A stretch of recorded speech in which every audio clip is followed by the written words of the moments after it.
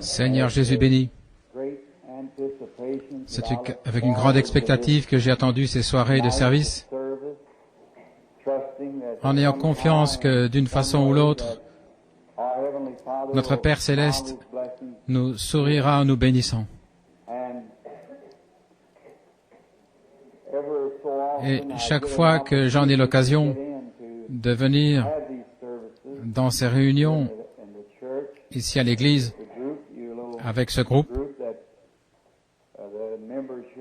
le petit groupe de membres ici à l'église, et les visiteurs bien sûr, et ceci n'a pas été annoncé.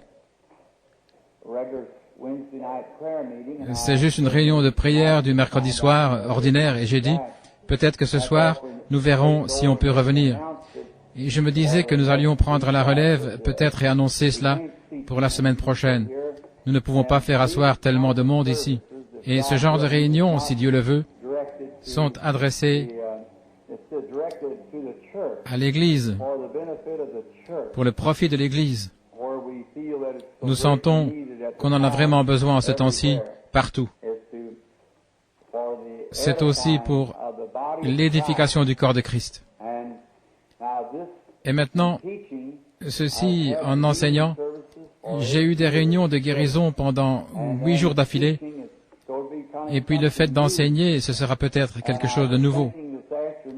Et je me disais cet après-midi, quand j'ai ouvert la Bible, après avoir été très occupé la journée, je me disais, eh bien, j'ai dit aux gens que j'enseignerai sur le sujet des 7 âges de l'Église, si le Seigneur le veut. Je me suis mis à lire, et j'ai simplement pris cela, et j'étais très heureux lorsque je me suis mis à lire cela. Et je m'étais dit, eh bien, je peux prendre tout cela en une soirée, en 1 heure.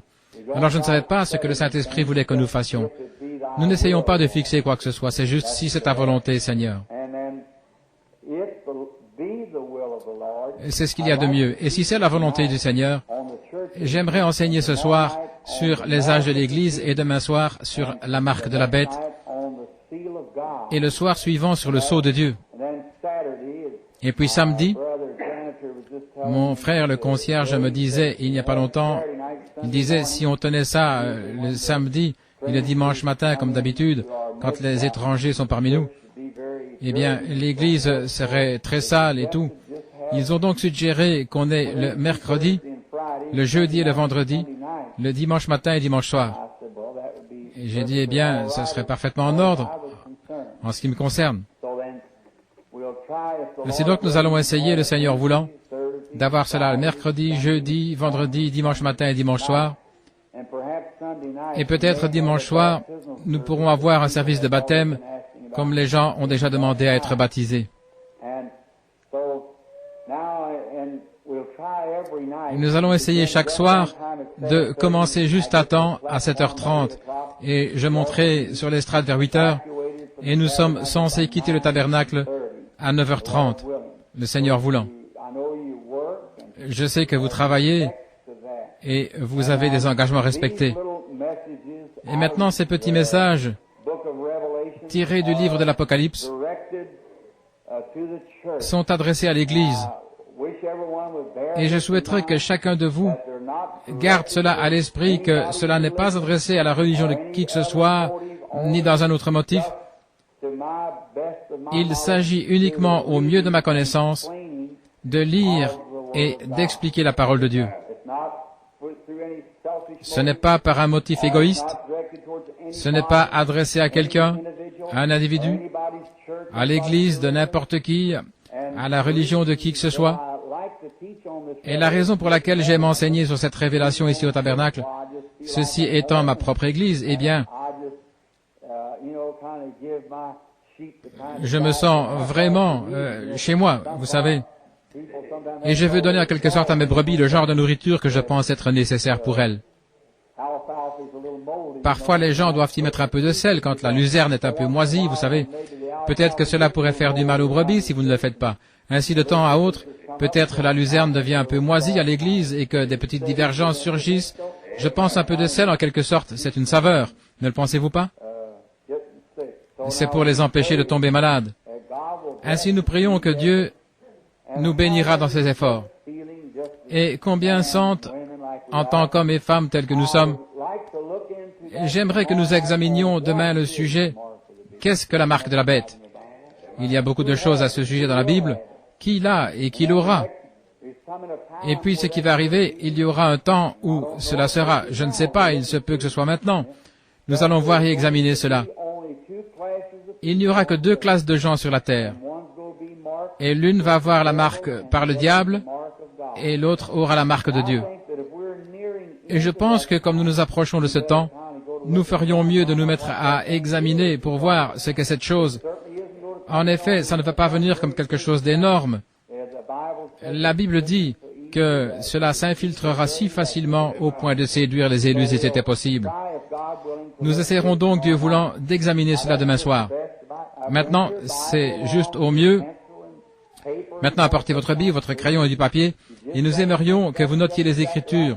Et si vous pensez que ce n'est pas tout à fait exact, écrivez-moi une petite note pour la soirée suivante. Je me rappelle être resté 1 an et 6 mois sur le livre de l'Apocalypse au tabernacle ici. Ce que j'aime dans l'enseignement, j'aime vraiment l'enseignement. Oh là là, je pense que c'est merveilleux. Cela donne des bases et cela établit l'Église. Quant à la prédication, eh bien, il y a des gens qui sont des prédicateurs. Ils peuvent prendre la parole par inspiration et étaler cela avec des citations.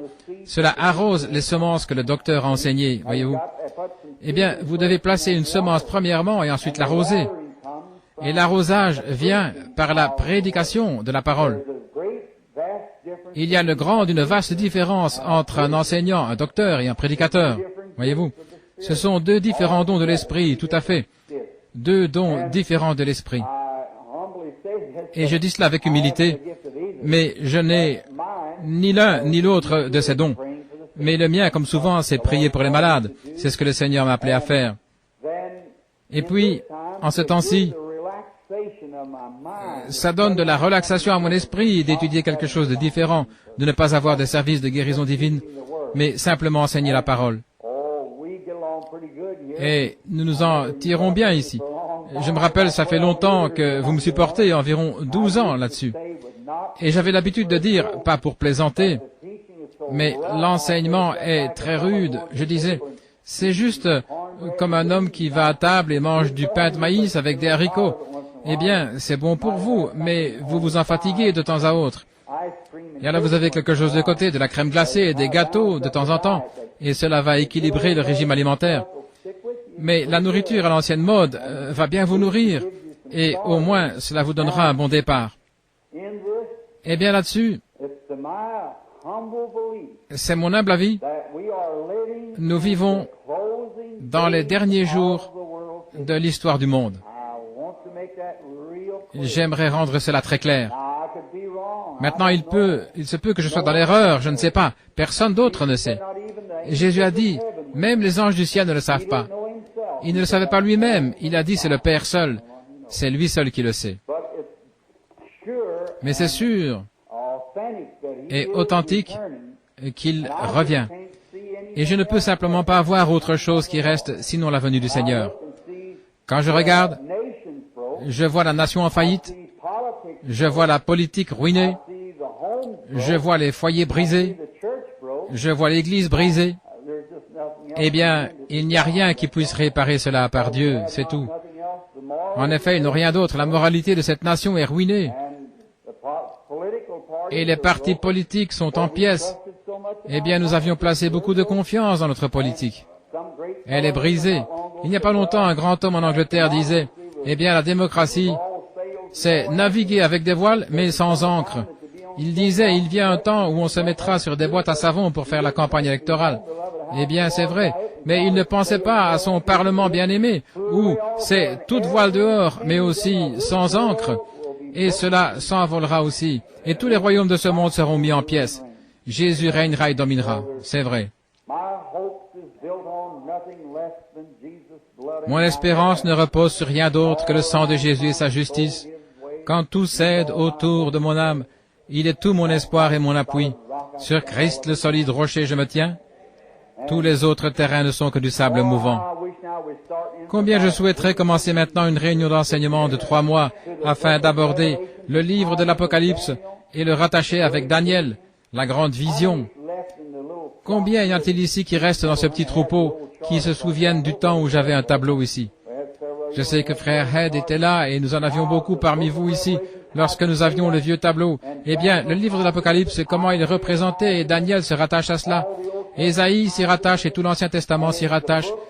C'est le livre de la révélation de Jésus-Christ. Le livre de la révélation de Jésus-Christ. Et puis là, il y a 7 églises, 7 fléaux, 7 sceaux, 7 trompettes. Eh bien, une trompette représente la guerre, un sceau, un mystère qui se dévoile. Et un fléau, c'est ce qui suit chaque guerre.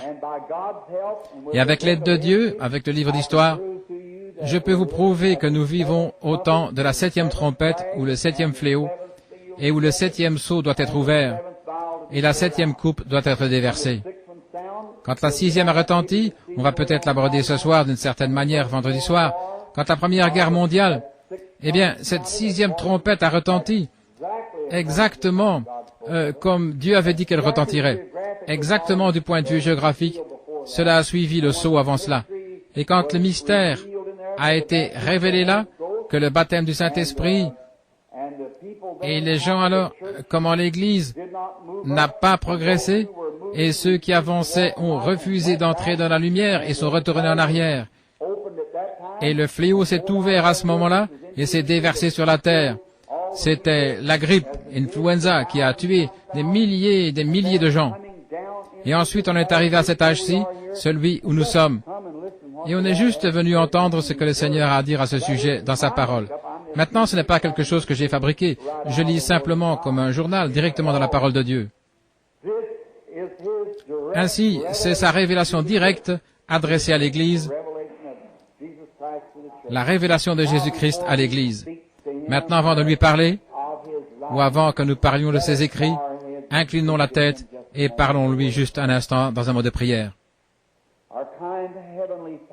Notre bien-aimé Père Céleste, alors que nous inclinons solennellement la tête vers la poussière d'où nous avons été tirés et où nous retournerons un jour si tu tardes,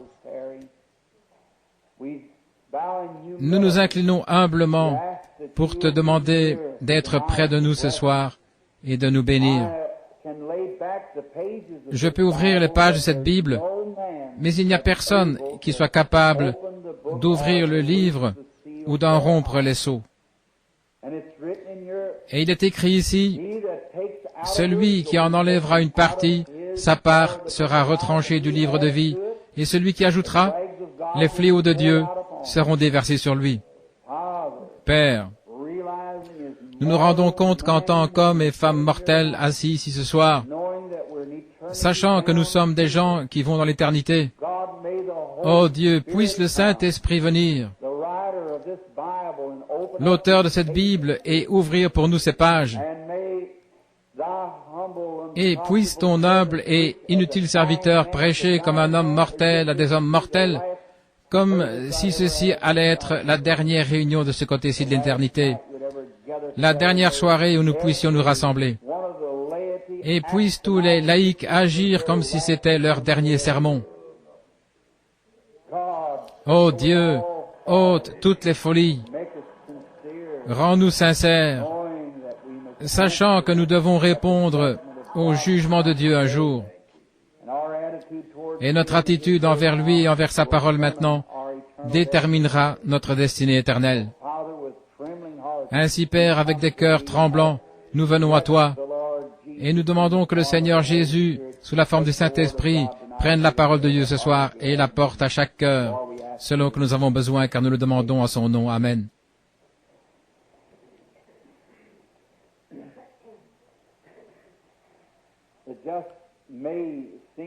Cela peut sembler un peu étrange pour moi, pendant quelques instants donc, commencer à aborder un sujet pour l'enseignement.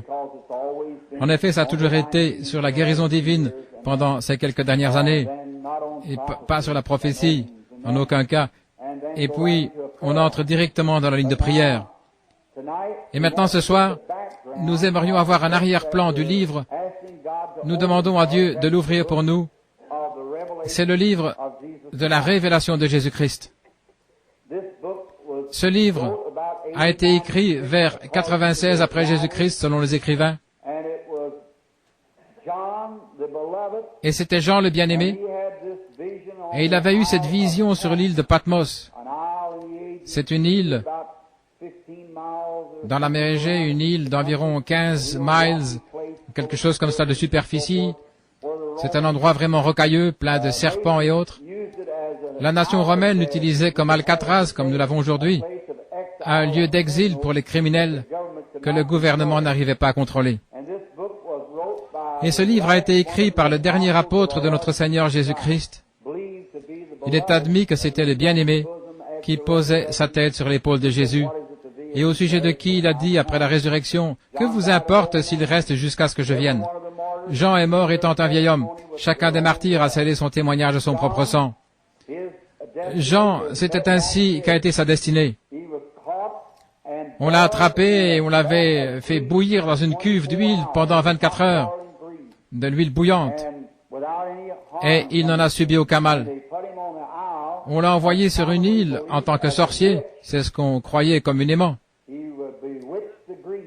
Il avait ensorcelé l'huile au point que cela ne l'a pas brûlé, disait-on. Naturellement, c'était la puissance de Dieu. Vous ne pouvez pas faire sortir le Saint-Esprit d'un homme en le faisant bouillir.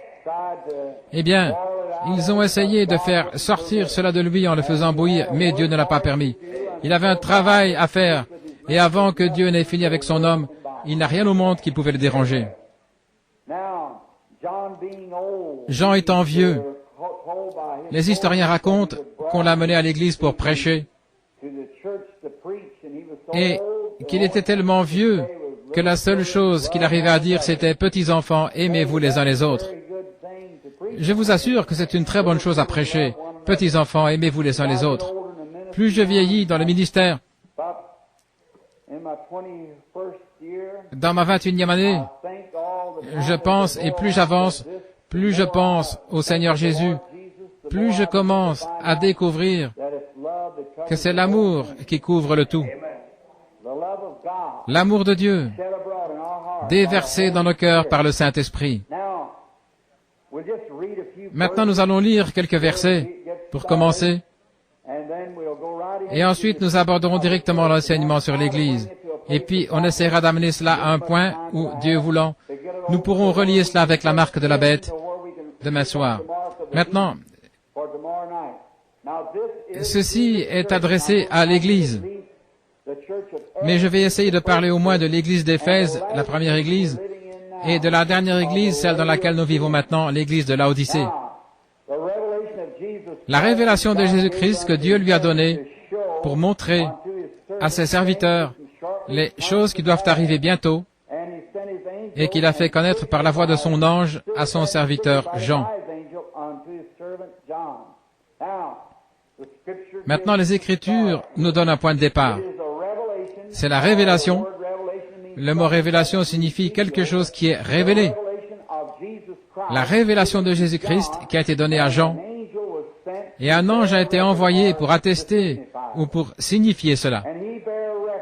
Celui-ci a rendu témoignage de la parole de Dieu et de Jésus-Christ, de tout ce qu'il a vu.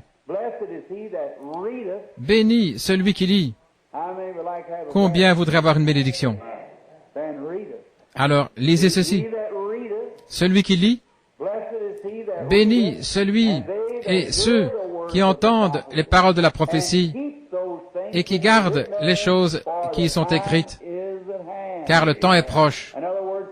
En d'autres mots, ce n'est pas le temps, que le temps était proche, mais en ce temps-là, le temps est proche lorsque vous voyez cette parole accomplie, la révélation complète.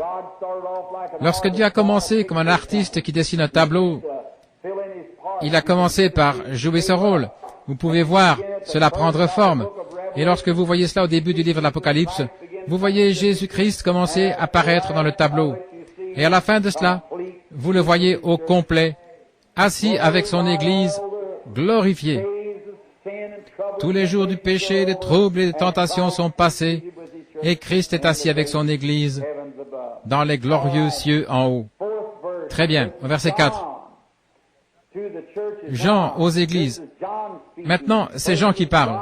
D'abord, c'est Dieu qui présente la révélation de Jésus-Christ. Ensuite, c'est Jean. Jean aux églises qui sont en Asie. Que la grâce et la paix vous soient données de la part de celui qui est, qui était et qui vient, et de la part des 7 esprits qui sont devant Dieu. Oh, si seulement nous avions un tableau ici maintenant pour dessiner un peu, voir les 7 esprits qui sont devant Dieu. Maintenant, pour gagner un peu de temps, sachant que je ne devrais pas mal citer quoi que ce soit pour rien au monde, et si vous avez un peu de doute, notez cela, et ensuite posez-moi la question, et je vous donnerai le passage des Écritures en rapport avec cela. Maintenant, les 7 esprits qui sont devant Dieu. Ces 7 esprits étaient représentés comme les 7 esprits qui avaient été envoyés pour les 7 âges de l'Église. Les 7 esprits qui sont devant Dieu. Nous pouvons prendre cela depuis l'Ancien Testament, si seulement nous avions le temps. Et de la part de Jésus-Christ, le témoin fidèle, le premier-né des morts, et le prince des rois de la terre, à celui qui nous aime et qui nous a lavés. Oh là là, regardez simplement. Jean est tout emballé lorsqu'il regarde. Il se met simplement à parler, il dit, à celui qui nous aime et qui nous a lavés de nos péchés par son sang, et qui a fait de nous des rois et des sacrificateurs pour Dieu son Père. À lui c'est la gloire et la domination au siècle des siècles. Amen. Il a fait de nous des sacrificateurs et des rois pour Dieu. Nous, c'est au pluriel. Non pas qu'il a fait de moi un sacrificateur et un roi, mais il a fait de nous l'Église. Maintenant, il adresse ceci aux 7 églises, car ce sont les 7 âges de l'Église. Il a dit, la domination et la gloire lui soient rendues au siècle des siècles. Il a fait de nous des sacrificateurs. Savez-vous ce qu'est un sacrificateur? Quel est son office? Un sacrificateur doit offrir des sacrifices, faire l'intercession. Et là, dans le livre des Hébreux, il est dit que nous, l'Église, nous sommes un sacerdoce royal. Un sacerdoce royal, une nation sainte, un peuple particulier. Une nation sainte, un peuple particulier, un sacerdoce royal, offrant, voici maintenant, offrant des sacrifices spirituels. Chaque homme et chaque femme qui vient à Dieu passe derrière le voile. Dans l'Ancien Testament, il y avait un voile qui était suspendu entre le lieu saint et le Saint des Saints. Il n'y avait qu'Aaron seul qui devait entrer là une fois l'an. Mais chaque homme qui devenait un sacrificateur pouvait avoir une bouchée ou goûter à la manne originelle que Moïse et Aaron avaient ramassée le premier jour où la manne était tombée du ciel, quand ils ont traversé le Jourdain. Les ennemis avaient été tués derrière eux, et le jour suivant, ils sont allés là, et partout sur la terre, il y avait des petites gaufrettes. Dieu avait fait pleuvoir cela du ciel. Ils ont appelé cela la manne, ça avait le goût du miel. Et les gens étaient censés simplement ramasser assez pour une seule journée. Et s'ils la gardaient, jusqu'au lendemain, c'était contaminé. Et Dieu a dit à Moïse et à Aaron d'aller en ramasser plusieurs homères, des grands paniers, et d'amener cela dans l'arche, le lieu saint. Et là, chaque fois, après cette génération, chaque génération suivante, tant que le sacerdoce lévitique a duré, je pense, chaque homme qui était éligible pour devenir sacrificateur, lorsqu'il était ordonné sacrificateur, il avait le droit légitime de recevoir une bouchée de la manne originale. Pensez-y, quel privilège les hommes pensaient avoir quand un homme savait qu'il allait entrer dans le sacerdoce, qu'il allait recevoir une bouchée de ce pain surnaturel, cette nourriture surnaturelle qui était venue de Dieu, du ciel, et qui était conservée de manière surnaturelle. Le ministère entier est surnaturel. Comment les gens peuvent-ils donc dire qu'ils sont chrétiens et nier le surnaturel? Je ne sais pas comment ils font cela moi-même. Regardez ce qu'est le surnaturel. Ils pouvaient goûter au surnaturel dès qu'ils devenaient un sacrificateur. Quel beau type maintenant! Pour chaque personne, ce jour-là, il devait naître dans une certaine lignée, un lévite, avant de devenir un sacrificateur. Mais aujourd'hui, quiconque veut qu'il vienne, voyez-vous, et aussitôt qu'il vient, une naissance est considérée aussi pour cela. Vous devez naître de nouveau. Et chaque homme ou chaque femme qui est né de nouveau, de l'Esprit de Dieu, a le droit à la manne de ce jour. Cette manne, c'est le Saint-Esprit. Quand Pierre, après qu'il soit sorti de la grande confusion et que la couardise les avait quittés, et que le Seigneur les bénissait après que le Saint-Esprit soit tombé le jour de la Pentecôte, ils sont allés dans les rues et se sont mis à crier, agissant comme des hommes fous, et les gens pensaient qu'ils étaient ivres. Dites, je me demande ce que nous allons faire à ce sujet. Tout le monde, même le monde religieux aussi, pensait que ces gens-là étaient ivres. Et écoutez, mon ami catholique, la bienheureuse Vierge Marie était avec eux. Et si elle n'a pas pu aller au ciel tant qu'elle n'était pas montée là-haut, et qu'elle n'avait pas goûté à ce quelque chose qui la faisait agir comme une femme ivre, comment allez-vous aller là avec quelque chose de moins que ça? Mais elle avait reçu quelque chose. Il y en avait 120 avec les femmes Marie-Madeleine et ils sont sortis de la rue, agissant comme des gens ivres, titubants, au point où la véritable, si vous permettez l'expression, l'église sophistiquée de ce jour-là a dit, regardez-les, ça prouve ce qu'ils sont tous pleins de vin nouveau. C'est ce que c'était. Maintenant, écoutez, Pierre a dit, alors ils commencèrent à dire, vous, hommes de Jérusalem qui demeurez en Judée, sachez-le et écoutez ma parole, ces gens ici ne sont pas ivres. Maintenant, je parle de l'église d'Éphèse ici maintenant, voyez-vous. Très bien, le premier âge de l'église. Il a dit, ces gens-ci ne sont pas fous comme vous le pensez. C'est la 3e heure de la journée. Les bars ne sont même pas ouverts. Eh bien, c'est la 3e heure de la journée. Il a dit, mais c'est ici ce qui a été dit par le prophète Joël. Il est écrit dans votre propre Bible. Dans votre propre Bible, c'est écrit que cette chose aurait lieu. Eh bien, a-t-il dit, vous devriez savoir ceci, vous, les enseignants, les docteurs. Eh bien, est-ce que cela pouvait être, tout comme l'Église a été amenée à cette démonstration-là, la même démonstration qui est promise pour les derniers jours? Ne pouvez-vous pas vous référer à cela et dire, c'est ce qui a été annoncé? Vous y voilà. Et le monde extérieur n'en sait rien.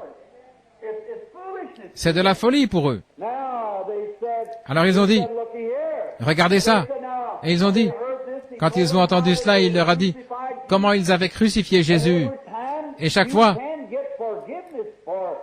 vous pouvez obtenir le pardon pour avoir crucifié Jésus, vous pouvez obtenir le pardon pour avoir pris son eau en vin. Mais celui qui parlera contre le Saint-Esprit, il ne lui sera jamais pardonné.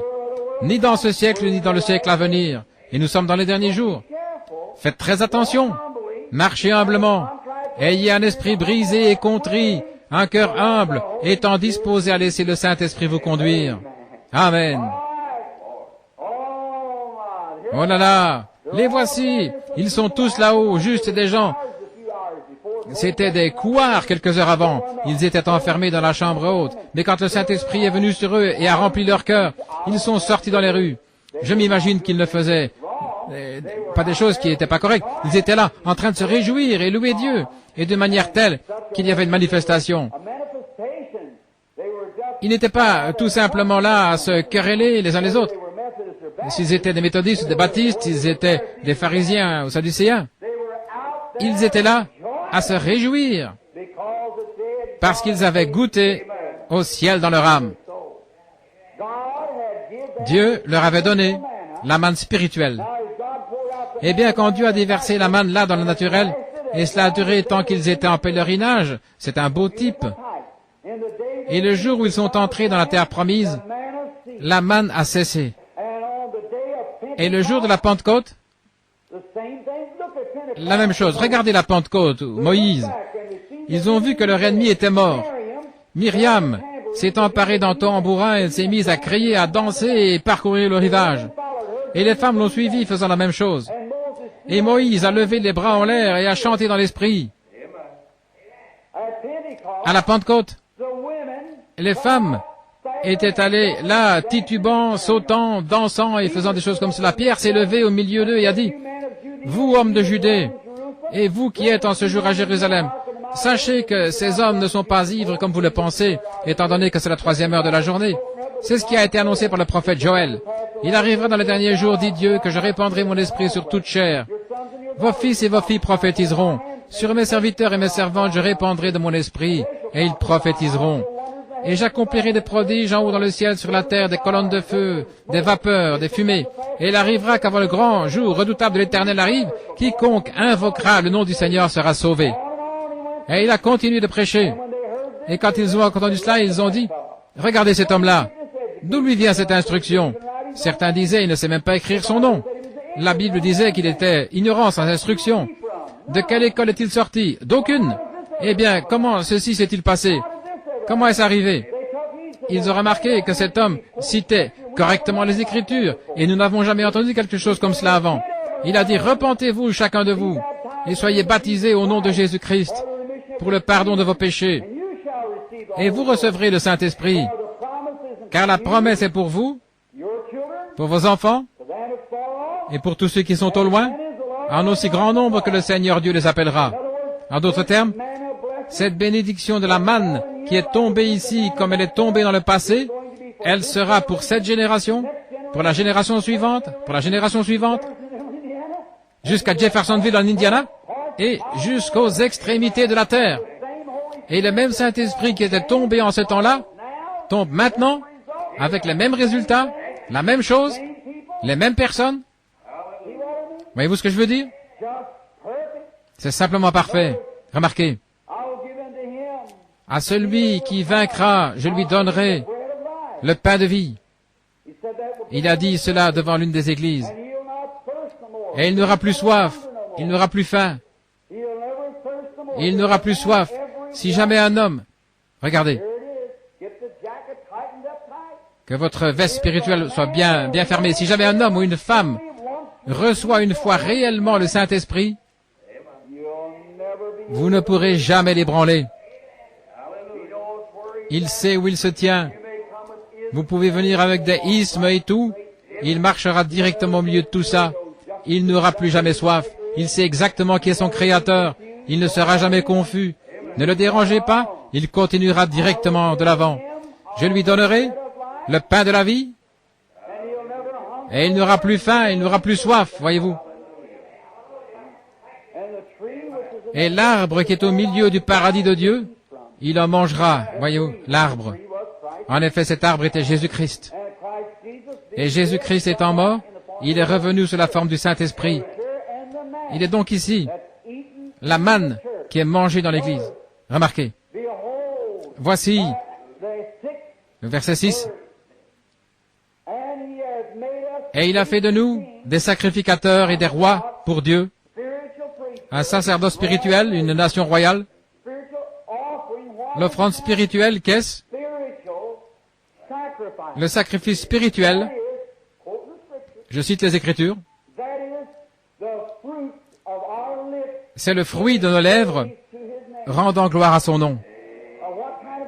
Eh bien, quel genre est-ce? Un sacrifice spirituel. Eh bien, nous pouvons aussi bien commencer ici. Un bon passage par où commencer.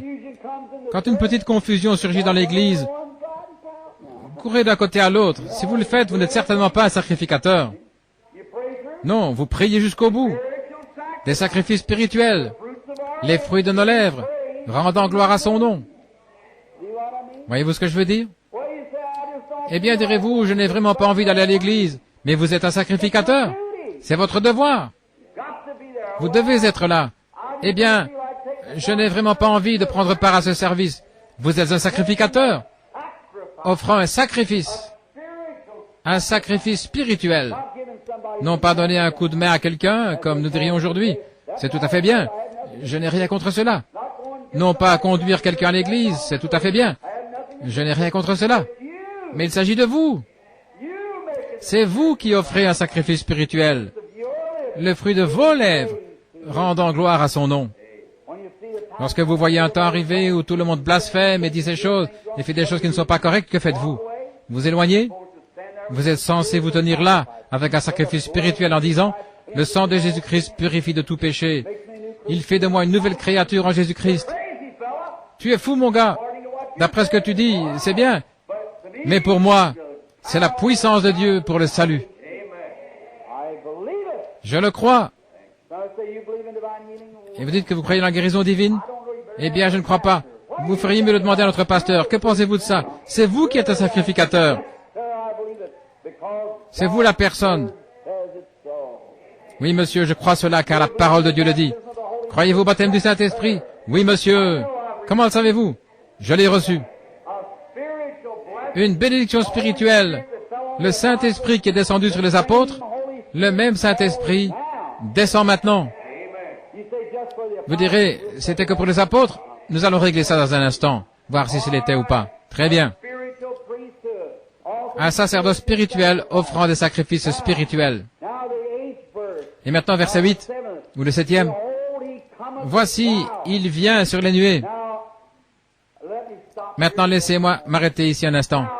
Les nuées, ça ne veut pas dire qu'il vient sur un grand cumulus. Et maman, que son cœur soit béni, elle est assise ici quelque part. Quand j'étais un petit garçon, elle avait l'habitude de me faire asseoir et elle disait, il viendra sur de très grands nuages et il va ressusciter un jour et Dieu va venir. Et maintenant, les nuages sur lesquels il va venir, si seulement nous avions le temps de prendre tout cela, prendre le véritable arrière-plan de toute la chose, eh bien, la nuée sur laquelle il va venir, ce n'est pas un nuage comme un cumulus, mais c'est une nuée de gloire sur laquelle il va venir, voyez-vous. Eh bien, quand Jésus a été couvert de l'ombre par Dieu sur le mont de la transfiguration, il était couvert par des nuées ainsi que son vêtement. Et quand Élie est apparu là, une nuée est descendue et l'a reçu. Non pas une colonne de feu, je veux dire, pas un cumulus, mais une nuée de gloire.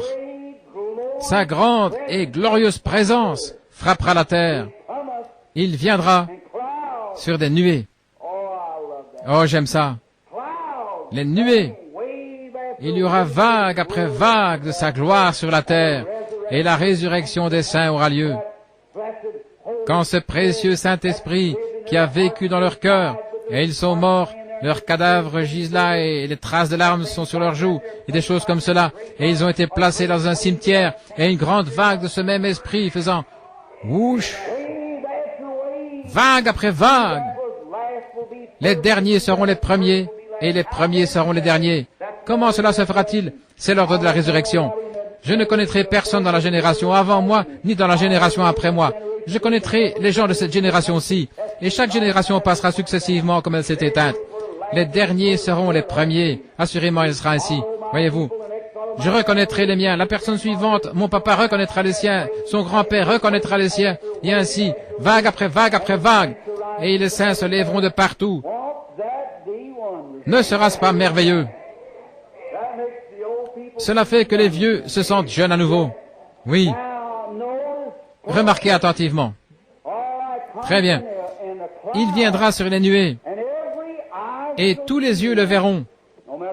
Peu importe depuis combien de temps ils sont morts, ils le verront quand même. Et même ceux qui l'ont percé, toutes les tribus de la terre se lamenteront à cause de lui. Amen. Jean a dû simplement crier Amen. Ça veut dire, ainsi soit-il, qu'il en soit ainsi. Je suis l'alpha et l'oméga. Maintenant, alpha, c'est A dans l'alphabet grec. Oméga, c'est Z dans l'alphabet grec. En d'autres mots, si c'était traduit aujourd'hui, on dirait, je suis de A à Z.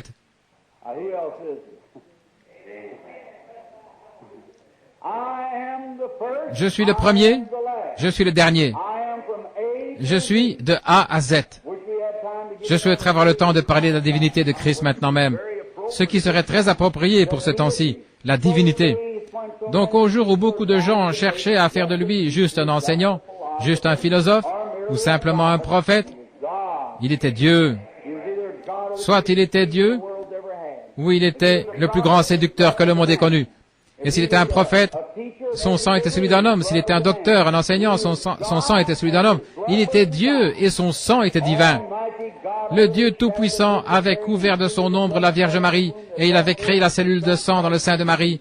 Et c'est cela qui a engendré le Fils Jésus-Christ. Et Dieu a condescendu, il habitait dans ce corps-là. Dieu Emmanuel fait chair parmi nous.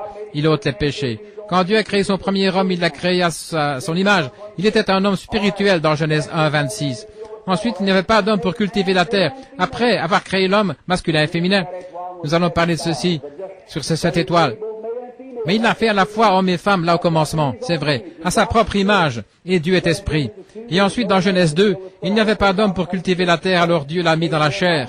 Il l'a fait homme, non pas à son image, mais à partir de la poussière de la terre. C'est vrai, il lui a donné une main comme celle d'un singe, un pied comme celui de l'ours, ou n'importe quoi d'autre, je ne sais pas, mais il lui a donné 5 sens pour entrer en contact avec sa demeure terrestre. Et après, cet homme-là avait péché, et Dieu est descendu, et il a été fait homme pour ôter le péché des hommes. Amen. Par la rédemption, je suis l'alpha et l'oméga. Je l'ai regardé ici, dans Apocalypse chapitre 4, quand Jean s'est retourné pour voir cette voix qui lui parlait. Il était assis sur un trône avec un arc-en-ciel au-dessus de la tête. Et l'arc-en-ciel avec 7 couleurs parfaites. Et ces 7 couleurs parfaites représentaient les 7 âges de l'Église. C'est vrai, à nouveau. Et qu'était-ce? Voici la chose. Frère, ceci est frais. C'est nouveau. Regardez, 7 couleurs parfaites. Et un arc-en-ciel représente une alliance. Dieu a donné à Noé l'arc-en-ciel premièrement comme une alliance. Et ces éléments sont toujours sur la terre, comme la promesse de Dieu devant lui. Quand il pleut, il voit l'arc-en-ciel. Il a dit, je ne détruirai plus par l'eau. Et puis, il a vu Jésus. Il avait cette couleur de l'arc-en-ciel au-dessus de lui. Il était là. C'était l'alliance de Dieu. Et il se tenait au milieu des 7 chandeliers d'or. Et il avait l'aspect de la pierre de jaspe et de sardoine. Jaspe, c'était Ruben. Et la pierre de sardoine, c'était Benjamin. C'était le premier et le dernier des patriarches. C'était l'alpha et l'oméga. Le commencement et le dernier. Les 7 couleurs de l'arc-en-ciel. Les 7 âges. L'alliance avec lui, dans les 7 chandeliers d'or, avec les 7 étoiles. Oh, quel tableau! Nous arriverons à cela d'ici peu. Seigneur voulant. L'alpha et l'oméga, le commencement et la fin. Dit le Seigneur, qui est, qui était, et qui doit venir. Le Tout-Puissant. Qui est-il? De qui est cette révélation? Jésus-Christ. Et ici, il n'est pas un prophète. Regardez. Il est le Tout-Puissant. Dieu manifesté, l'alpha, l'oméga. Je suis de A à Z. Celui qui était, qui est, qui viendra, je suis le Tout-Puissant. C'est très clair, n'est-ce pas? Il n'y a aucune controverse. Le Seigneur qui était, qui est et qui viendra, le Tout-Puissant. Maintenant, c'est Jean qui parle, écoutez. Moi, Jean, qui suis aussi votre frère, par compassion dans la tribulation, dans le royaume, et par la persévérance de Jésus-Christ, j'étais sur l'île appelée Patmos à cause de la parole de Dieu. Dites-moi donc, pouvez-vous imaginer un homme qui a été placé dans un lieu comme cela à cause de la parole de Dieu? Oui, à cause de la parole de Dieu et du témoignage de Jésus-Christ. Il était exilé là pour avoir prêché la parole de Dieu à un peuple religieux. C'est ce que la parole dit, n'est-ce pas? Il était là à cause de la prédication, il était exilé, excommunié de l'Église, de la société, du monde entier. Amen. Mais il n'était pas excommunié par celui qui l'aimait et qui l'avait lavé dans son propre sang. Il était dans sa présence, sur cette île appelée Patmos, à cause de la parole de Dieu. Je me demande combien de prédicateurs aujourd'hui feraient cela. Si on nous fait un petit quelque chose qui dérange, nous sommes tellement bouleversés. Et voici cet homme qu'on avait fait bouillir dans l'huile pendant 24 heures, et on l'a jeté sur l'île de Patmos, et le Seigneur était toujours avec lui. Et j'aime vraiment ce vieux cantique. Si Jésus va avec moi, j'irai n'importe où. Nous le chantons, mais je me demande si nous le pensons vraiment. À mon humble avis, cela ne traînera pas qu'il vous soit accordé une possibilité de le prouver. Vous feriez mieux d'être vraiment sûr. Vérifiez, faites l'inventaire, voyez si tout est en ordre. Eh bien, juste pour arriver à commencer ici maintenant, Jean répond et il a dit qu'il était sur l'île de Patmos à cause de la parole de Dieu et du témoignage. J'étais dans l'esprit. J'aime ça. J'étais dans l'esprit au jour du Seigneur. En parlant d'un autre jour, là, pour mes amis adventistes, en effet, nous sommes sûrs d'aborder cela dans peu de temps. Dans l'esprit au jour du Seigneur. Il est entré dans l'esprit. Et j'ai entendu derrière moi une voix forte, comme celle d'une trompette. Ne laissons pas ces symboles. Nous allons fonder là maintenant afin que nous puissions savoir ce dont nous parlons quand nous arriverons là. Voyons ce dont nous parlons. Qui est-ce? Qui est cet homme? Qu'est-ce que la révélation de Jésus-Christ? Qui est-il après tout? Comment cela est-il venu? Qu'est-ce que ça signifie pour moi? Voyez ce que cela signifie pour vous. Regardez. J'étais dans l'esprit. Peu importe combien vous êtes saints, combien vous êtes pieux, combien prédicateur ou laïque, n'importe quoi, vous ne serez jamais capable d'aboutir à quoi que ce soit avec Dieu tant que vous n'entrez pas dans l'esprit. Je ne vais pas dire avoir des émotions, je veux dire entrer dans l'esprit. Voyez-vous. Vous avez des émotions, vous faites n'importe quoi, mais lorsque vous entrez dans l'esprit, vous voyez des choses. C'est vrai. Je peux me représenter Élie, d'autrefois le vieux prophète, descendre là ce jour-là, quand les fils d'Akab, ces gens-là, avaient formé une alliance avec des incroyants. Et Josaphat s'était joint à eux, et ils étaient allés dans le désert pendant 7 jours, ils n'avaient pas d'eau. Pendant juste 7 jours, c'est juste assez pour prendre soin d'eux. Pendant 7 jours, ils n'avaient pas consulté l'Éternel. Ils étaient allés malgré tout. N'est-ce pas exactement comme ça avec les gens? Oh, je vous l'assure, c'est le meilleur travail. Je veux simplement arrêter avec cette église, je vais commencer à fréquenter celle-là.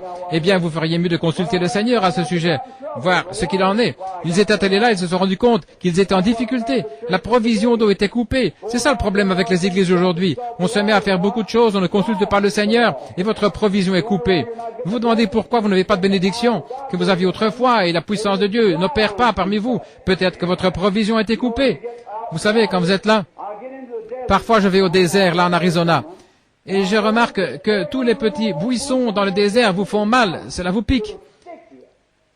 Et chaque fois que vous vous mettez contre cela, cela vous pique. En effet, il n'y a pas assez d'eau pour s'en occuper. Ce sont des épines qui sortent comme une défense. Vous pouvez aller ici en Oregon ou quelque part où il pleut tout le temps, et tous ces buissons-là n'ont pas d'épines. Vous voyez? L'eau les garde doux. Et c'est ça le problème avec l'Église. Lorsqu'on est tout sec et entravé et tout, on devient froid, formaliste et indifférent. On ne reçoit aucune bénédiction spirituelle. Ensuite, votre cœur est tout rempli d'indignation et de colère. Et tout le monde, oh, je vais me fâcher contre lui, je vais me fâcher contre elle, je vais quitter cette Église. C'est juste un tas d'épines qui se trouvent là, dans un désert. C'est vrai. Ce dont vous avez besoin, c'est de la bonne eau du Saint-Esprit à l'ancienne mode qui tombe sur vous pour attendrir ce vieux cœur endurci. Amen. Je ne cherche pas à faire le clown. J'essaie de vous apporter cela, frère. Vous allez découvrir, si vous recevez la marque de la bête, vous serez totalement sans secours, sans espoir après avoir reçu cela. Il n'y a pas de pardon pour cela. Vous ne pouvez jamais vous en tirer, c'est vrai. Vous pouvez pratiquement le faire par un clin d'œil. Faites très attention. La chose est ici maintenant. Allez auprès de lui, remarquez. Les eaux, comment les eaux le gardent dans la douceur. C'est ce que nous faisons aujourd'hui. Entrez dans l'esprit. Jean a dit, j'étais dans l'esprit. Quand Élie était là dans le désert, ils sont descendus, là, Josaphat a dit, allons consulter le prophète. Ils sont allés au-devant du prophète. Eh bien là, dans sa juste indignation, il a regardé cet homme et il a dit, pourquoi n'es-tu pas allé auprès du Dieu de ta mère? Pourquoi ne vas-tu pas auprès des tiens, de cette vieille église froide et formaliste? Pourquoi es-tu venu auprès de moi alors que tu es en difficulté? Ce n'était pas une très bonne chose à dire, mais c'était juste des mots pour exprimer cela. Pourquoi es-tu venu auprès de moi? Pourquoi n'es-tu pas allé auprès du Dieu de ta mère? Vous avez tous ces très belles églises, ces prédicateurs bien nourris et tout le reste. Allez-y et posez-leur la question. Pourquoi venez-vous ici vers moi? Oh là là, il était tout monté, assurément, assez, n'est-ce pas? N'eût été le respect que j'ai pour la présence de cet homme pieux, Josaphat, je ne t'aurais même pas regardé. Oh là là, Dans quel état était ce prophète? Il était dans cet état-là. Il a dit, eh bien, faites-moi venir un joueur de harpe. Il y a des gens qui ne croient pas au fait d'avoir de la musique dans l'église. Mais il a dit, faites-moi venir un joueur de harpe. Et quand le joueur de harpe est venu, chanter un bon cantique, mon Dieu plus près de toi, ou n'importe quel cantique, alors l'Esprit de Dieu est venu sur le prophète. Et quand l'Esprit est venu sur lui, il est entré dans une vision, il a commencé à voir des choses. Vous devez avoir l'Esprit de Dieu. Vous direz, je n'arrive pas à comprendre comment les gens disent Amen. Entrez une fois dans l'Esprit. C'est vrai. Je n'arrive pas à voir comment les gens se tiennent au jeu de baseball et se donnent des coups les uns aux autres dans le dos, ils crient, ils enfoncent le chapeau et font des histoires. Ça semble comme de la folie. Eh bien, diriez-vous, vous n'êtes pas un mordu du baseball. Et qu'en est-il de vous en tant que chrétien? Très bien. Vous devez entrer dans l'esprit de la chose. C'est ainsi qu'il en est lorsqu'on allait dans la danse. Je ne crois pas que vous devriez y aller aujourd'hui, assurément pas. Mais si vous aviez l'habitude d'y aller, on devait jouer de la musique hip-hop avec l'orchestre et on battait le tambour, on faisait toutes sortes de choses là. Et les femmes accouraient à moitié nues et tout le reste et elles dansaient là et les gens entraient dans l'esprit de la danse. Eh bien, c'est juste entrer dans l'esprit de la chose. Et ça, c'est l'esprit du diable. Je suis content que vous ayez dit Amen parce que c'est la vérité. Je vais prouver cela par la Bible. Très bien. Vous direz, bien, je ne crois pas cela, frère. Eh bien, ce n'est pas ce que vous dites, c'est ce que la parole de Dieu dit. C'est ça qui règle la question. C'est la parole finale. Si vous aimez le monde, les choses du monde, l'amour de Dieu n'est même pas en vous. Et souvenez-vous de cette petite femme qui enseignait à sa jeune fille à danser. Elle a dansé devant le roi, elle a exigé la tête de Jean-Baptiste. 70 de ses enfants sont morts comme des prostituées à la potence. Voyez-vous ce que cela a fait? La mère de Moïse est restée à la maison, elle gardait Moïse, elle lui enseignait la parole du Seigneur. Et voyez ce qui lui est arrivé aux siens. Et puis il y a eu Abraham et les autres, et ainsi de suite. Ça dépend de ce que vous voulez faire. Vous jouissez du libre arbitre, vous agissez selon ce que vous voulez. Très bien. Dieu a placé devant l'homme, comme dans le jardin d'Éden, l'arbre de la vie ou l'arbre de la mort. C'est à vous de choisir. Voyez-vous, tout ce qui charme votre âme, c'est ce que vous mangez. Remarquez. Et j'aimerais lire ceci une fois de plus. Il était dans l'esprit, l'esprit est venu sur lui, il a commencé à voir des choses. Maintenant regardez. J'étais dans l'esprit au jour du Seigneur et j'ai entendu. J'étais dans l'esprit au jour du Seigneur et j'ai entendu derrière moi une voix forte d'une trompette. Une trompette. C'est une annonce. Gabriel, à la venue du Seigneur, sonnera la trompette de Dieu. C'était le retentissement de la trompette du Seigneur. En d'autres termes, il s'apprêtait à annoncer la destinée éternelle du monde. Une trompette. Qu'est-ce que c'est? Soyez prêts. Je vais vous donner la révélation de Jésus-Christ pour l'apporter à l'Église. Je vais vous parler, vous dire ce que sera la destinée du monde pour ceux qui recevront et pour ceux qui rejetteront. La trompette de Dieu. Attention! Chaque homme, quand la trompette retentit, il saisit son épée et se tient en place. Attention, la trompette. Paul a dit, si la trompette rend un son confus, qui se prépara pour la guerre. C'est ainsi aujourd'hui. Oh frère, quand je regarde ça et là et que je vois toutes ces églises froides, formalistes, indifférentes et des choses comme cela, ayant l'apparence de la piété et reniant ce qui en fait la force, comment un homme peut-il se préparer? Cela émet un son confus. Vous dites, eh bien alors, je vais adhérer aux églises, j'irai chez les méthodistes, les baptistes, les luthériens, les pentecôtistes, je vais faire quelque chose, je vais faire un genre de mouvement. Ce n'est pas ça. Si un homme ne naît de nouveau, peu m'importe qu'il soit méthodiste, baptiste, pentecôtiste ou quoi que ce soit, vous devez naître de nouveau. Sinon, vous n'entrerez pas dans le royaume. Amen. Écoutez, la voix d'une trompette me disant, je suis l'alpha et l'oméga. La première chose, il se présente. Je suis le premier et le dernier. La première chose, quand la trompette de Dieu a retenti, Jean s'est retourné, il a dit, je suis l'alpha et l'oméga, je suis de A à Z. Je suis tout cela. Tenez-vous là et écoutez-moi. Très bien. Le premier et le dernier. Écris ce que tu vois dans un livre. C'est ce livre que nous lisons. Et envoie-le. Où? C'est adressé spécialement où? À l'Église. à l'Église. Remarquez bien. Écris ce que tu vois dans un livre et envoie-le aux 7 églises qui sont en Asie. En effet, c'est un type de l'Église. Et nous en parlerons dans quelques instants pour montrer comment l'Ancien Testament représentait les 7 âges. Ces 7 âges sont établis, ou plutôt les 7 églises. Ce que la Bible enseigne clairement, c'était une ombre, un type des 7 âges de l'Église qui allait venir. Et avec l'aide de Dieu, et avec la Bible, je peux prouver que chaque âge de l'Église a correspondu exactement à ce qui avait été dit qui arriverait, tout exactement là où la Bible avait dit que cela serait, et nous sommes à la fin du dernier âge de l'Église. Et on peut retourner dans l'Ancien Testament, prendre le songe de Daniel. On lui avait donné la vision des royaumes des nations. Il avait vu une statue se tenir là avec une tête d'or, une poitrine d'argent, et les cuisses d'airain, et des pieds, et les jambes de fer et d'argile. Et cela avait montré chacun de ces royaumes qui allaient se succéder les uns après les autres, exactement comme la Bible l'avait dit.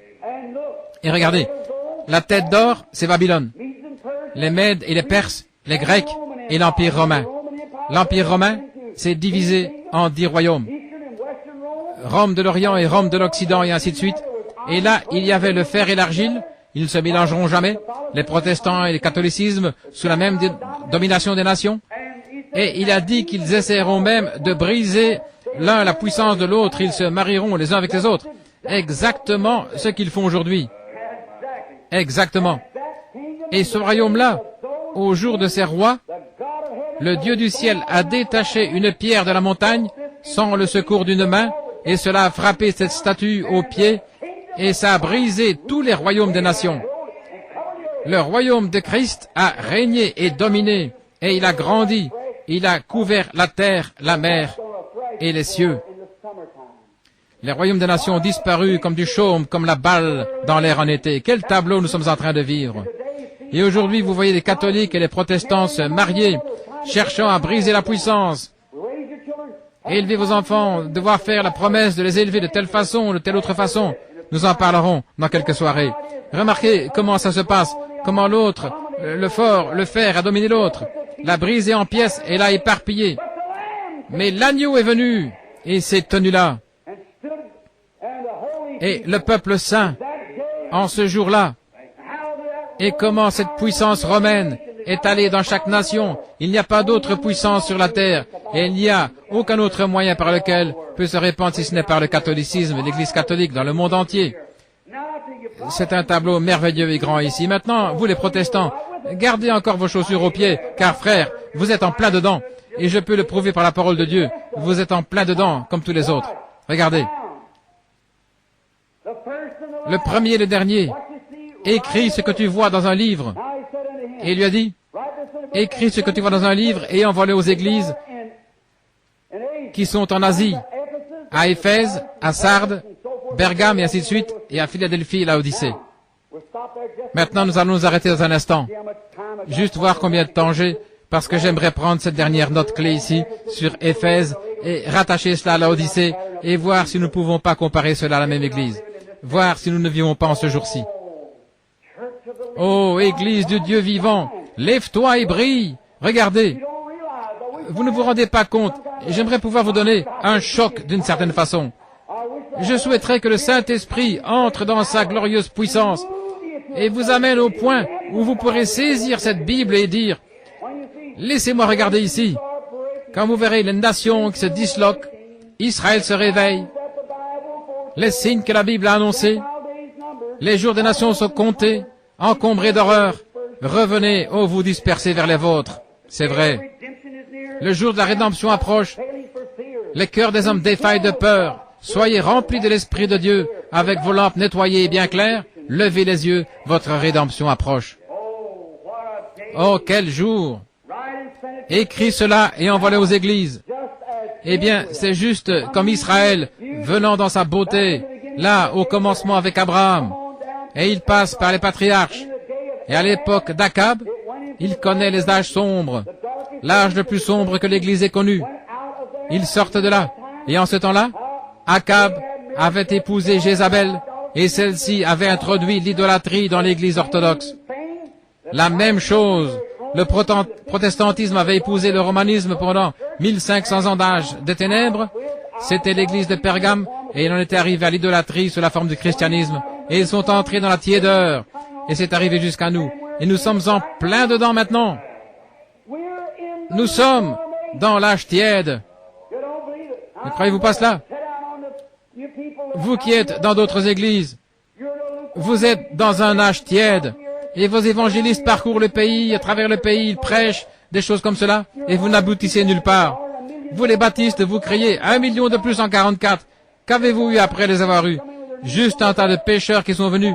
Ils ont inscrit leur nom dans un registre. On leur a dit qu'ils vont être membres de l'église baptiste. Non seulement ça, mais vous avez les méthodistes, les campbellistes et tout le groupe, tout aussi formalistes et indifférents. Billy Graham a dit 30 000 convertis et dans 6 semaines plus tard, il ne pouvait pas en trouver 30. Pourquoi? Ils n'avaient jamais rien pour commencer. Ce n'était qu'un tas de pécheurs, alors qu'ils inscrivaient leur nom dans un registre sous l'impulsion d'un réveil. Le royaume des cieux est comme un filet qui a été jeté dans la mer. Quand on l'a retiré, il y avait de tout, des tortues, des écrevisses, des araignées, des serpents, c'est vrai. Mais à l'intérieur, il y avait aussi des poissons. Et quand un homme prêche, lors d'un réveil sous la puissance, la démonstration du Saint-Esprit, le filet est lancé sur les gens. C'est exact. Si c'est un insecte au départ, c'est un insecte à la fin du réveil. S'il est une araignée d'eau, la première chose que vous verrez, il va regarder autour de lui et dire « Je ne crois pas dans ces histoires » et il va retourner dans l'eau. Si c'est un serpent, il dira « Je vous l'avais dit » et il partira. C'était un serpent au départ, sa nature. Et il ne sera jamais autre chose à moins que sa nature soit changée. Un homme ne peut pas se joindre à l'église ou devenir émotif et devenir un chrétien. Ce doit être une naissance solide de l'esprit. Mourir sincèrement à soi-même, crier à Dieu et rester là jusqu'à être mort en Christ. Souvenez-vous, la vie peut seulement sortir de la mort. Un grain de blé, s'il demeure seul, ne sera jamais rien d'autre qu'un grain de blé. À moins qu'un grain de blé ne tombe en terre, il demeure seul. Mais quand il tombe là, il pourrit, il se contamine, et du milieu de cette corruption sort le germe de vie qui donne vie et produit davantage. À moins que l'Église ne naisse de nouveau, ne meure à ses credos et théologies, et ne naisse de nouveau de l'Esprit de Dieu, elle sera seulement froide, formaliste, impie, indifférente. Amen. C'est juste. C'est de la prédication à l'ancienne mode, mais elle vous sauvera, frère. C'est juste. Elle vous gardera quand la tempête soufflera, et vous serez enracinés. Enlevez toute la saleté avant de verser le béton, c'est juste. Accrochez l'encre profondément. Oh, frère, dans quel jour vivons-nous? Un âge de l'Église formaliste, indifférent. Oui, monsieur. Envoie ce message, dit-il, aux 7 églises. Maintenant, dans cet âge-là, ils se mariaient dans l'idolâtrie. Ils font la même chose maintenant. Ils viennent et font la même chose. Et de là est sortie une chrétienté formaliste. Elle a commencé à s'estomper jusqu'à en arriver au dernier âge de l'Église. Maintenant, l'Église moderne, que nous appelons la dénomination, nous, les gens de la sainteté, nous les appelons l'Église moderne. Ils ont leur réveil aussi. Vous dites, ils n'iront nulle part. Mais attendez une minute. Qu'avons-nous? Nous n'avons rien. Rien de plus qu'eux. C'est juste. Aussi longtemps que nous faisons des histoires et des problèmes les uns avec les autres, nous continuons de marcher comme des hommes. À moins que l'homme n'aille à l'autel et ne se mette en ordre avec Dieu, à moins de regarder au-delà de ces petites choses et avancer comme un chrétien le devrait, le chaudron ne peut pas dire à la marmite qu'elle est noire. Ne nous emportons pas contre eux. Balayons d'abord devant notre porte. Excusez-nous, vous les étrangers, je dois donner à l'Église une petite fessée de l'Évangile maintenant. Remarquez, c'est exactement ce dont vous avez besoin. Oh, direz-vous, nous avons reçu cela. Et vous vous levez, et vous tapez le piano aussi vite que possible avec un tas de tambours, et vous courez ça et là dans la salle, et vous sortez pour vous disputer avec votre voisin. Avez-vous eu quelque chose? Oui, certainement pas. Tout ce que vous avez, c'est d'être tiède. Tant que la musique joue, vous courez. Dès que la musique cesse, vous arrêtez. Frères, ne traitez pas les autres de tous les noms. Regardons d'abord devant notre porte. Amen. Je vous assure, nous avons besoin d'un réveil à l'ancienne mode, comme nous avions dans les campagnes lorsqu'on restait face contre terre toute la nuit, non pas pour faire des histoires, mais dans une véritable tristesse selon Dieu, et non pas venir à l'hôtel et y rester, mais pour aller mettre les choses en ordre avec les voisins, avec qui on a quelque chose qui ne va pas. Et corriger la chose. Vous savez que c'est vrai, ça écorche, mais frère, ça vous aidera, c'est vrai. Vous devez savoir cela, mon ami. Oui, monsieur. Tiède, c'est une condition horrible pour l'Église. Vous n'y prenez pas garde, le Branham Tabernacle est tombé dans le même travers. Écoutez, vous savez ces choses, ça vous a été enseigné année après année, année après année sur cette estrade. On vous a averti que toutes ces choses allaient venir. Quand a dit la Bible, il y aura un temps où les gens viendraient de l'Est et de l'Ouest, du Nord et du Sud, cherchant à trouver la pure parole de Dieu et ne la trouveraient pas. Vous feriez mieux d'être ancré au point de connaître votre position. Mais lorsqu'un homme est né de nouveau, non par des émotions, non par de l'enthousiasme, non pas en écrivant son nom dans un registre ou en adhérant à l'église de la ville, mais quand effectivement il a crié et imploré Dieu avec des larmes aux yeux jusqu'à ce que Dieu ait pardonné ses péchés, purifié son âme d'une vie de péché et qu'il l'ait rempli du Saint-Esprit, avec un tel amour divin, au point de ramener à son voisin les outils qu'il lui avait volés, et qu'il aille remettre les choses en ordre, et qu'il mène une vie pieuse devant les hommes. Nous n'aurons jamais de réveil dans ce pays avant de voir cela.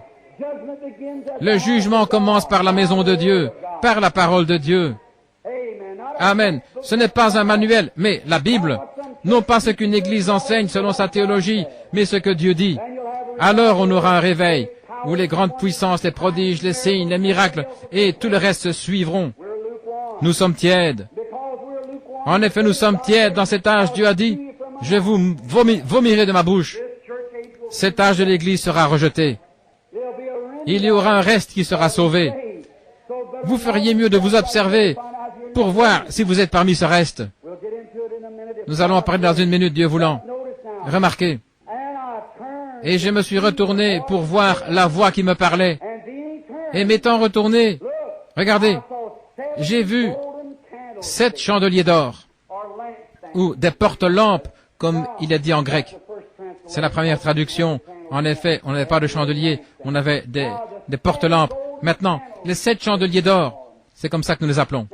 Eh bien, dans le lieu saint, là où se trouvaient les peintres oppositions, beaucoup parmi les ministres comprennent cela.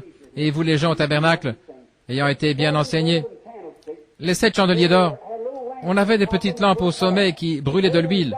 Dans Zacharie, il a une vision, je pense que c'était ça. Il a vu l'olivier sauvage et l'olivier greffé. Les juifs et les gentils, là avant la dispensation des gentils, ils avaient des encensoirs d'or. Il y a 2 encensoirs d'or déversés dans ce seul chandelier de l'huile pour toutes les lampes. Et Zacharie n'arrivait pas à comprendre comment ces choses se passaient. L'olivier sauvage et l'olivier greffé. Et l'olivier naturel, évidemment, était brisé et l'olivier sauvage y avait été greffé. Et l'huile de cette lampe, l'huile représente le Saint-Esprit. Il représente le Saint-Esprit, toujours. Nous en parlerons dans la marque qui est sur les gens un vendredi soir. Remarquez, mais cette huile représente le Saint-Esprit. C'est pourquoi nous voyons les malades avec l'huile, parce que cela représente le Saint-Esprit. La Bible dit dans Apocalypse, chapitre 6, que le fléau parcourait le pays. 1 mesure de blé, 1 penny, et 2 mesures d'orge pour 1 penny. Mais ne faites pas de mal à mon vin et à mon huile. Je souhaiterais pouvoir parcourir l'Apocalypse pendant quelques semaines et en parler, voir qui sont ce vin et cette huile. Prenez garde à ne pas faire de mal à mon vin et à mon huile. Ne vous en approchez pas. Maintenant, ces chandeliers d'or, cette huile est déversée dans ces chandeliers. Maintenant, cette huile était ce qui était mis dans la lampe pour brûler. Aaron, c'était son devoir d'allumer ces lampes. Et ces lampes devaient être allumées. Retenez cela maintenant, regardez. Restez respectueux et écoutez. Ces lampes devaient être allumées par le feu que Dieu avait allumé. Et les fils d'Aaron étaient entrés avec un feu étranger et Dieu les avait frappés à la porte. Un feu étranger. C'est le feu que Dieu avait allumé. Regardez. Les chandeliers éclairaient jusqu'à l'arche. Et ici, il y avait un chandelier. 2, 3, 4. Là-bas. 5, 6, 7. Comme ceci. Maintenant, ces chandeliers, comme il est dit dans quelques minutes, lisons un peu plus loin, peut-être que nous aurons cela. Écoutez ce qu'il a dit maintenant. Très bien. Je crois que j'ai dépassé le verset 12 là. Les 7 chandeliers d'or. au verset 13. Et au milieu des 7 chandeliers d'or, quelqu'un de semblable au Fils de l'homme, revêtu d'une robe qui descendait jusqu'aux pieds et ceint d'une ceinture au niveau des mamelles d'une ceinture d'or. Sa tête était comme, ses cheveux étaient blancs comme la laine, blancs comme la neige, et ses yeux étaient des flammes de feu. Maintenant, arrêtons là juste une minute. En effet, regardez ces chandeliers d'or. Ces chandeliers, comme nous le verrons un peu plus tard, représentent les 7 âges de l'Église. Ils représentent Éphèse, Pergame, et ainsi de suite, jusqu'à Philadelphie, et tout jusqu'à l'Odyssée, 7 âges de l'Église. Et chacun de ces petits chandeliers avait un petit vase d'huile placé là, et cette huile brûlait sur ce chandelier. Lorsqu'une lampe était allumée par le feu de Dieu, il prenait cette lampe-là et en allumait l'autre, et puis l'autre, on allumait l'autre, et l'autre, jusqu'à la dernière lampe. Remarquez, la même huile. Maintenant, ces 7 âges de l'Église commencent avec Éphèse, et Thyatire, Pergame, et ainsi de suite. Et le Saint-Esprit, qui est l'huile de Dieu, est tombé sur l'Église au commencement, à Éphèse, l'Église d'Éphèse, qui était l'Église de la grâce.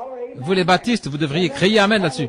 Et puis, l'Église de la grâce, qui est en Éphèse, la lettre aux Éphésiens a établi cela, avant la fondation du monde. Il est tombé là, et ils ont reçu le Saint-Esprit. Mais attendez un instant, mon frère Baptiste. Comment l'ont-ils reçu? Comment l'avaient-ils reçu? En adhérant à l'Église? Jamais. Ils l'ont reçu par le baptême du Saint-Esprit. Vous direz, oui, frère Branham, c'est vrai. Que vous est-il arrivé quand il est tombé sur vous? Remarquez, le même feu qui avait consumé cette huile en Éphèse l'a consumé à Thyatire. C'est le même feu qui l'a consumé là, qui l'a consumé à Pergame, et ça a continué à brûler jusque dans l'âge de l'église de Laodicée. Le même Saint-Esprit, allumé par le même Dieu, par le même feu. Et le même feu qui est tombé à la Pentecôte a allumé la lampe, l'église, dans chaque âge jusqu'à la fin aujourd'hui. Mais le problème, nous les baptistes, nous les méthodistes, nous sommes là, loin en arrière, cherchant à apprendre quelque chose d'historique, de venir à l'église ici en bas. C'est là où nous sommes restés. Chaque église, lorsqu'elle commençait, considérez Luther à la première réforme. Quel réveil! Luther, regardez, j'ai son livre à la maison. Comment cet homme a secoué sous la puissance de Dieu. Comment il croyait en la guérison divine. Il avait accepté, même, il croyait dans la puissance de Dieu au point de parler en langue. Martin Luther. C'est exactement vrai. Martin Luther a parlé en langue. Et puis, l'âge suivant est venu, John Wesley. John Wesley a fait la même chose. Quand il prêchait, il disait, « Quelles sont ces paroles qui sortent de ma bouche et qui me sont inconnues ?» C'est vrai. Il a parlé en langue. Il croyait dans la guérison divine. Et lorsqu'il est arrivé en Amérique, les églises l'ont traité comme ils traitent les saints d'exaltés aujourd'hui. Ils l'ont excommunié des églises. Et il prêchait l'évangile et la puissance de Dieu tombait au point qu'il tombait par terre toute la nuit par moments.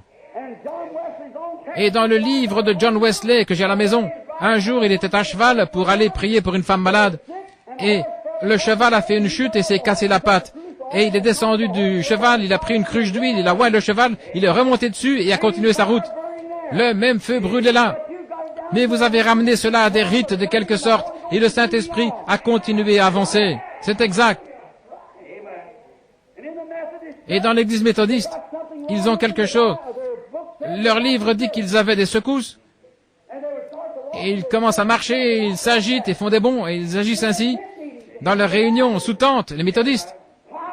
Eh bien, frère, si John Wesley pouvait ressusciter et revenir sur la scène, il aurait bien honte de vous. Il vous renierait, à moins qu'il vous donne un bon coup de fouet avec l'évangile qu'il prêchait. Je me suis tenu il n'y a pas longtemps à côté, là, son temple, où on avait lâché une meute de chiens ce jour-là alors qu'il prêchait la nouvelle naissance. Et la grande église d'Angleterre avait lâché des chiens contre lui. Et Wesley a dit, le soleil ne se couchera pas 3 fois sur ta tête, que tu m'aies fait venir pour prier pour toi. Et cela s'est accompli. Cet homme est mort. C'est ce dont nous avons besoin aujourd'hui. Nous avons besoin de ce genre d'homme. John Smith qui est resté dans sa chambre et agonisé avec Dieu, priant toute la nuit de telle façon que ses yeux étaient tellement enflés le matin. que sa femme devait le conduire à table pour manger. Que faisons-nous aujourd'hui? Nous nous tenons au coin avec une cigarette à la bouche, un diacre de l'église qui descend agir comme cela, qui va au cinéma, il regarde la télévision toute la nuit, il ne va pas à l'église, fumer, boire, des jeux d'argent, des courses de chevaux, et nous appelons cela baptiste. Pourriture! Ce dont nous avons besoin aujourd'hui, c'est de réveiller l'ancienne mode, d'envoyer de Dieu un réveil du Saint-Esprit. Je ne cherche pas à ce que vous soyez excités. Je sais que vous n'êtes pas excités. Mais frères, c'est la vérité. J'essaie de vous montrer cela. C'est la vérité. C'est ce dont nous avons besoin. C'est la Bible. C'est ce que l'Esprit a dit, voyez-vous. Les chandeliers, très bien. Et au milieu de 7 chandeliers, quelqu'un qui ressemblait au Fils de l'homme. Quoi? Quelqu'un comme lui. Qui était-ce? Son épouse? Quelqu'un qui lui ressemblait. Observez. Vêtu d'une robe qui descendait jusqu'aux pieds. La sainteté de Jésus-Christ qui la couvre.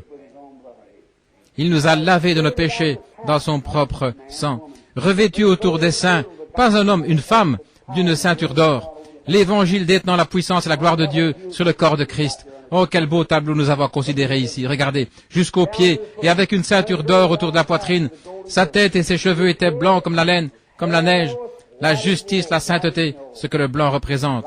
Et ses yeux, comme des flammes de feu qui nous percent du regard. N'essayez pas de vous dérober à son regard. Il sait qui vous êtes, où vous êtes et ce que vous avez fait. Certainement. Il voit tout. Oh Dieu, il nous reste encore quelques minutes. Et ses pieds étaient comme de l'airain ardent. L'airain, c'est toujours le jugement, vous le savez. L'autel d'airain, le serpent d'airain, ainsi de suite. L'airain représente le jugement. Ses pieds donc, l'Église de Jésus-Christ est établie sur le jugement divin. Christ est mort à notre place. Le juste a payé pour notre jugement. Devant Dieu, là, il est mort comme pécheur à la croix, et son âme est allée en enfer. Et Dieu n'a pas permis que son bien-aimé voie la corruption. Il l'a ressuscité le 3e jour pour notre justification. Il est assis à la droite de la divinité maintenant, comme un souverain sacrificateur qui peut être touché par le sentiment de nos infirmités, qui reviendra de la même façon qu'il est allé au ciel pour recevoir une église glorieuse qui s'est préparée, lavée par le sang, et née une 2e fois. Quelle vision! Très bien. Comme de l'airain poli. Ses pieds étaient semblables à de l'airain ardent, comme s'ils avaient été embrasés dans la fournaise. C'est ça, toutes les scories avaient été enlevées. Et sa voix était comme le bruit de grandes eaux. Observez, c'est l'Église qui lui parle. Apocalypse 17:15 dit, des eaux signifie des foules, multitudes de gens. Eh bien, sa voix, ou cet être qui se tient là, avait cet aspect-ci. Christ, dans son Église, comme l'épouse et Christ sont un, comme le mari et la femme sont un. L'Église et Christ sont fondus ensemble en une seule personne, le même Saint-Esprit. Et les œuvres que Christ a faites, l'Église les fait aussi. Voyez-vous cela? Cette belle Église ici, dans la sainteté, dans la puissance et la majesté, ayant des visions, des signes et des prodiges.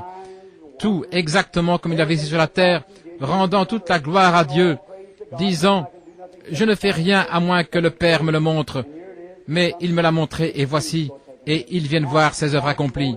Eh bien, Christ fondu en un seul, et la voix de grandes eaux, une multitude de gens. Ce n'est pas juste un seul, c'était toute l'Église, les 7 églises fondues ensemble dans un grand corps racheté du Seigneur, les méthodistes, baptistes, presbytériens, tous ceux qui sont nés de nouveau du Saint-Esprit, parlant avec la puissance de Dieu. C'est ça le corps. C'est ça le corps. Et il avait dans sa droite, à droite, tout dans la Bible a une signification, voyez-vous. Dans sa main droite, 7 étoiles. Il est le roi. Et de sa bouche sort une épée aiguë à 2 tranchants et son visage était comme le soleil lorsqu'il brille dans sa force. Eh bien, de sa bouche sortait une épée à 2 tranchants. De la bouche de celui qui se tenait là, Christ et l'Église étant un seul. Dans sa main, il tenait 7 étoiles. J'y arrive dans quelques minutes. J'aimerais aborder cela. Laissez que la Bible elle-même dire ce que c'était. Il y avait 7 ministres, un ministre pour chaque âge de ces 7 âges de l'Église qui sont sortis, et il les tenait dans sa main droite. Le voici. Il y avait 7 anges, 7 messagers, un à chaque Église. Saisissez-vous cela? Et de sa bouche sort une épée aiguë à 2 tranchants. Quelle est cette épée à 2 tranchants? Hébreux chapitre 4 dit, la parole de Dieu est plus tranchante, plus efficace qu'une épée à deux tranchants. Elle discerne jusqu'à séparer l'os de la moelle et discerne les pensées du cœur. Quand je le vis, je tombai à ses pieds comme mort. Et il posa sur moi sa main droite en disant, ne crains point, je suis le premier et le dernier. Je suis celui qui vit. J'étais mort et voici je suis vivant au siècle des siècles. Je tiens les clés de l'enfer et de la mort. C'est Jésus. Maintenant regardez. Écris donc ce que tu as vu, et ce qui est et ce qui doit arriver, et le mystère des 7 étoiles que tu as vu dans ma main droite, et des 7 chandeliers d'or. Les 7 étoiles sont les 7 anges des 7 églises. Retenez bien cela. 7 anges sont les 7 ministres de 7 églises. Il y avait une église avec un conducteur pour Éphèse. Maintenant, si Dieu le permet, nous continuerons avec cela et ne pas prendre la marque de la bête. Je peux vous montrer chacune d'elles jusqu'au dernier âge ici.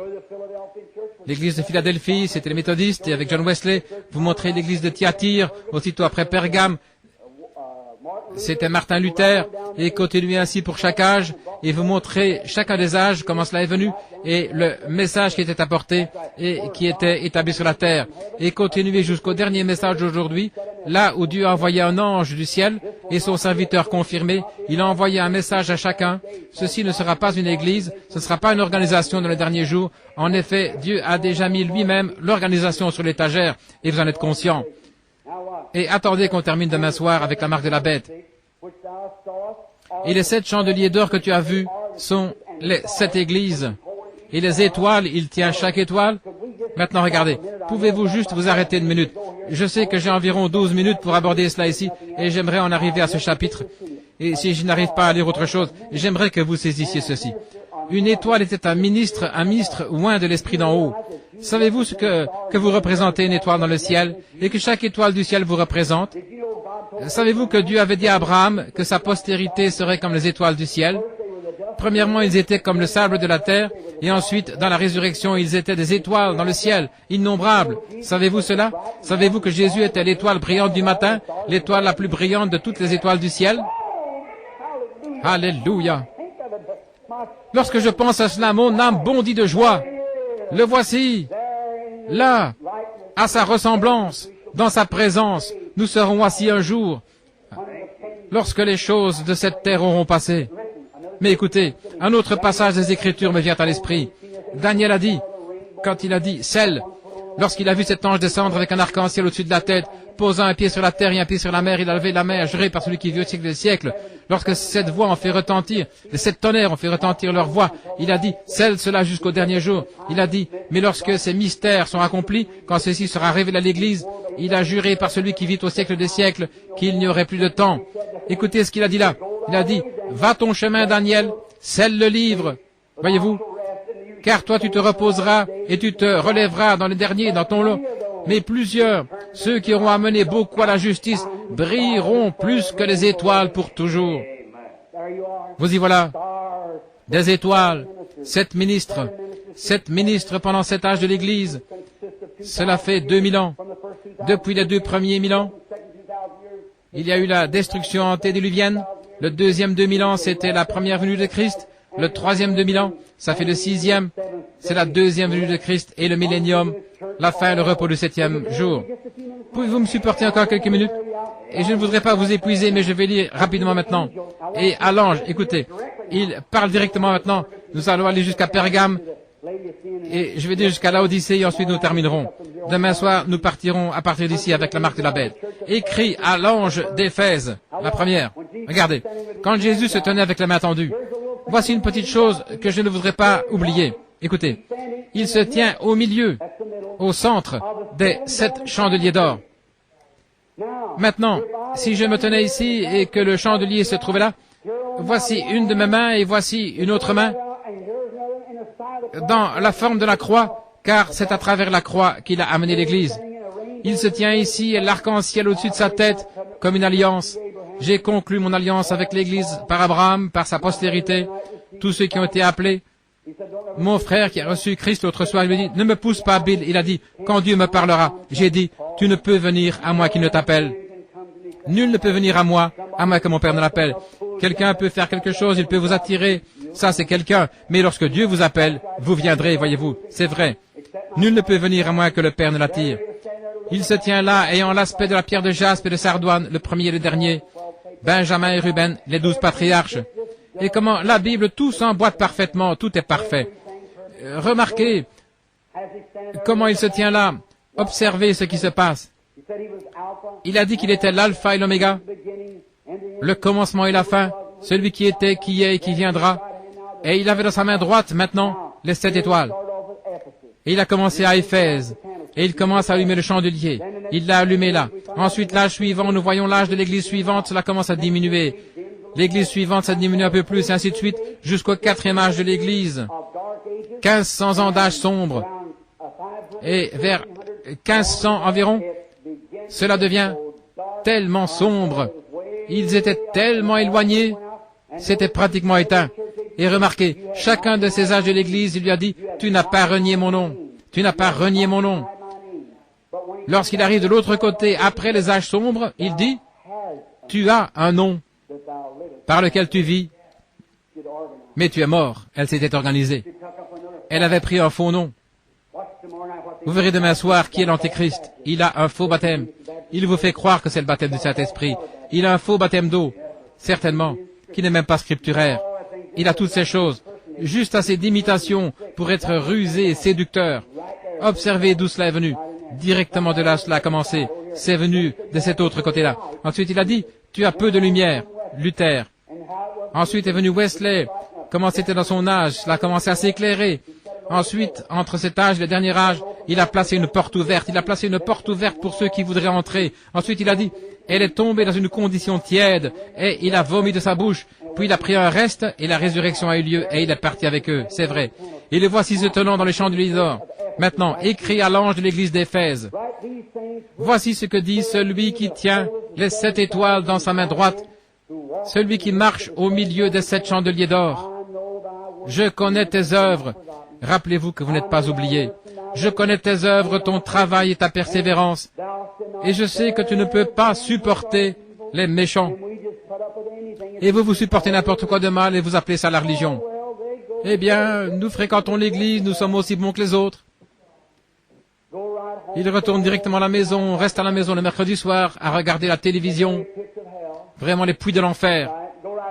Et on sort au cinéma, dans un drive-in, et il fait trop chaud pour aller au cinéma, et même à l'église. Et même les prédicateurs ferment l'église en plein été. Vous direz, il fait trop chaud pour aller à l'église. Il ne fait pas trop mauvais pour aller en enfer, frère. Vous irez l'un de ces jours, là où il fait plus chaud que ça. Vous feriez mieux d'écouter. Comment le pouvez-vous, frère? Vous ne pouvez pas amener une colombe à manger le cadavre d'un cheval si vous le vouliez. Elle ne le pourra pas. Sa nature est différente. Une colombe n'a pas de bile, elle ne peut pas digérer ça. Et un homme qui est né de nouveau de l'Esprit de Dieu ne peut pas manger ces choses. Il ne peut pas tolérer cela. C'est en dehors de son esprit. Il ne peut pas faire cela. Il ne le peut pas. Et vous savez, qui se ressemble s'assemble. Et aujourd'hui, le monde et l'Église sont tellement identiques. Ils parlent de la même façon, boivent de la même façon, fument de la même manière, maudissent de la même façon. Ils s'habillent de la même manière, agissent de la même manière. Vous ne pouvez pas les distinguer. Et cependant, vous êtes censés être scellés par le Saint-Esprit. C'est fort, frère, mais je vous assure que cela vous donnera la vie. Il y avait un homme autrefois qui était allé voir un tas de prédicateurs, là où il y avait un séminaire qu'on appelait l'école des prophètes. Et l'un d'eux a dit, ils ont mis un grand pot, là nous allons voir un dîner. Il a dit, et Élisée est venu, un homme qui avait effectivement une double portion. Alors quelqu'un est allé cueillir des pois et tout un tas de légumes, il a mis cela dans des pots, et cela a commencé à faire bouillir. Eh bien, on a commencé à manger. Et ils ont dit, la mort est dans le pot. C'est comme certains de ces séminaires, c'est vrai, il a dit, la mort est dans le pot. Et Élisée a dit, attendez un instant, nous allons arranger ça. Il est allé prendre une poignée de farine, il l'a jetée dedans, et cela a changé les choses. La farine, l'offrande de farine, Jésus-Christ le même, hier, aujourd'hui, éternellement. Et cela était moulu de la même manière. L'offrande de farine, et cela a fait la différence. Tu ne peux pas supporter les méchants, tu as éprouvé ceux qui se disent prédicateurs, apôtres, et qui ne le sont pas. Et tu les as trouvés menteurs. C'est ce qu'il a dit. Voilà ce qu'il a dit, pas moi, je le cite simplement. Vous savez ce que Dieu exige? Dieu exige le baptême du Saint-Esprit, sinon vous êtes perdus. Et un homme qui a tout un tas de DD, de doctorats en droit, doctorats en philosophie, de diplômes et tout le reste, et parfois il ne sait pas plus au sujet de Dieu que rien. C'est vrai, ça ne veut rien dire. Mais le monde entier dit, notre prédicateur est un docteur en théologie. Oh miséricorde, il n'a pas plus de Dieu que de prendre un verre d'eau. Pas autant, c'est vrai. Dieu ne s'occupe pas de combien de diplômes en philosophie, théologie vous avez. Vous savez comment la Bible, et ceci n'est pas une plaisanterie, je ne crois pas dans le fait de plaisanter, mais la Bible appelle un DD, un dead dog, un chien mort. Un chien mort. C'est exactement ce que la Bible dit, un chien mort. Ils ne peuvent pas aboyer, très bien. Tu as de la persévérance et tu as souffert à cause de mon nom. Oh, j'aimerais enfoncer cela. Nous allons en parler dans quelques soirées, Dieu voulant. Tu as souffert et ne t'es point lassé. Tu t'es accroché à cela, très bien. Néanmoins, j'ai quelque chose contre toi. Maintenant, voici où je devrais m'arrêter pour reprendre demain soir. Ce que j'ai contre toi, c'est que tu as abandonné ton premier amour. Quel est le problème au tabernacle? Lorsque vous rencontrez un homme en lui demandant « Quand était-ce dans votre expérience chrétienne la plus précieuse ?» vous devriez pouvoir dire « Maintenant même ». Eh bien, ma meilleure expérience, ce n'est pas lorsque j'ai reçu le baptême du Saint-Esprit quand je suis venu. Dites simplement « Oh frère, tu as déchu de la grâce. » C'est vrai. Regardez. Tu as laissé ton premier amour, montrant qu'ils avaient quelque chose au début et qu'ils l'avaient perdu. Il ne s'agit pas de celui qui commence, mais celui qui persévère jusqu'à la fin. C'est celui qui sera sauvé. Ce ne sont pas tous ceux qui disent « Seigneur, Seigneur », mais celui qui fait la volonté de mon Père. Oh, que cela pénètre profondément. Quelques minutes. Je parle vite ce soir. Ainsi, laissez cela pénétrer quelques minutes, voyez-vous. C'est celui qui fait la volonté de mon Père. Celui qui persévérera jusqu'à la fin. Celui qui persévérera. Si quelqu'un dit, je crois que ce gars-là, c'est un vieil hypocrite. Eh bien, si vous pensez ça à mon sujet, je quitterai l'église, je n'aurai plus rien à faire avec cela. Très bien, vous y êtes. Ça montre de quoi vous êtes fait. Mais si c'est du blé pour commencer, ce sera du blé à la fin. Vous n'êtes simplement pas resté assez longtemps. Vous ne mettez jamais les choses en ordre. Voilà, c'est vrai. Souviens-toi donc d'où tu es tombé. Retournez et rappelez-vous lorsque vous avez eu l'expérience. Vous ne parliez de personne quand il y avait des problèmes à l'église. Vous ne vous mettiez pas à causer à votre voisin et à parler de l'église et à parler des autres et vous enflammer et allez vous joindre à une autre église. Non, vous restiez là même en priant avec persévérance et Dieu a amené la solution. Voyez-vous, souviens-toi d'où tu es tombé et repens-toi. Vous savez ce que ça veut dire se repentir, n'est-ce pas? Et pratique tes premières œuvres. Revenez et retrouvez votre première expérience. Faites ce que vous faisiez au commencement. Allez à l'autel et mettez-vous en ordre avec Dieu, en d'autres termes. C'est exact. Pratique tes premières œuvres, sinon je viendrai à toi rapidement et j'ôterai ton chandelier de sa place, à moins que tu ne te repentes. Sinon vous aurez une église brisée qui va éclater en morceaux, à moins que tu ne te repentes. Mais tu as ceci, nous voici maintenant. Tenez ferme et écoutez attentivement. Revêtez-vous de votre veste ecclésiastique maintenant et faites descendre votre parapluie. Mais tu as ceci, c'est que tu détestes les œuvres des Nicolaïtes. Ce que moi aussi je déteste. Vous haïssez les œuvres des Nicolaïtes. Maintenant regardez. Ce qu'étaient les œuvres en Éphèse, dans l'âge de l'Église suivant, c'était devenu une doctrine. Nous allons en parler demain soir, les Nicolaïtes. Et que celui qui a des oreilles entende ce que l'Esprit dit aux églises. À celui qui vaincra, je donnerai à manger l'arbre de vie qui est au milieu du paradis de Dieu. Maintenant, le verset suivant commence avec l'église de Smyrne. Nicolaïtes. C'est à partir de là que nous allons commencer demain soir. On va aller là dans l'Apocalypse 13. La prêtrise nicolaïte a commencé juste là à Éphèse. C'est là où l'âge de l'Église a failli, en 300 ans de son existence. Avant de s'éteindre, les Nicolaïtes ont commencé une doctrine, un sacerdoce de frères.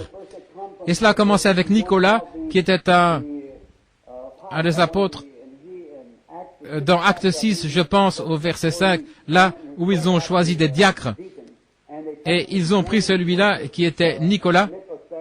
Cela a commencé à partir de là et on les a appelés Nicolaïtes et ils ont commencé à organiser un sacerdoce, et puis ce sont devenus des œuvres, ce qu'ils faisaient, disant ces choses sur des confessions et ainsi de suite, et ensuite c'est devenu une doctrine qui s'est transformée en Babylone, et ça s'est terminé ici au temps de la fin, avec tout le christianisme enroulé autour de ça, avec juste un petit reste qui doit être sauvé. Nous parlons de ça demain, Dieu voulant. Oh, mon frère bien-aimé, ma sœur bien-aimée, à celui qui peut vous préserver de la chute, à celui qui est capable de garder votre cœur dans la grâce, puisse-t-il répandre ses bénédictions sur vous.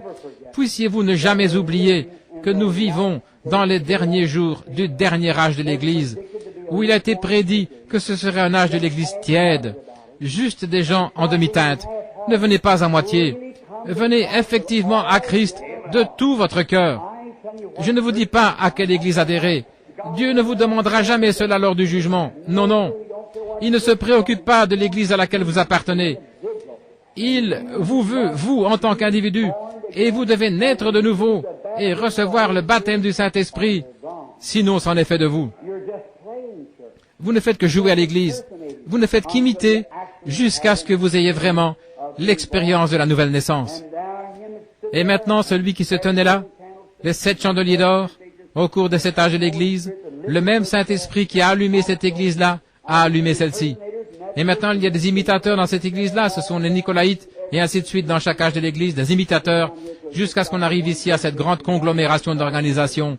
Et Dieu va jeter tout ça dehors, et il emmènera un reste de gens dans la gloire. Que le Seigneur vous bénisse. Ceci est un peu rude, les amis, mais c'est bon. Cela vous aidera et vous préservera de la chute. Maintenant, n'allez pas dire, frère Branham a lancé ça contre mon Église. Ce n'était pas adressé à une Église, mais à vous en tant qu'individu. Si vous êtes membre de l'Église baptiste, alors soyez un bon baptiste rempli du Saint-Esprit. Si vous êtes membre de l'Église méthodiste, soyez un bon méthodiste rempli du Saint-Esprit, quoi que ce soit. Et vous ne serez pas endetté, vous apporterez du crédit à n'importe quelle Église ou dans votre voisinage pour la gloire de Dieu. Que le Seigneur vous bénisse maintenant, pendant que nous nous tenons debout, s'il vous plaît.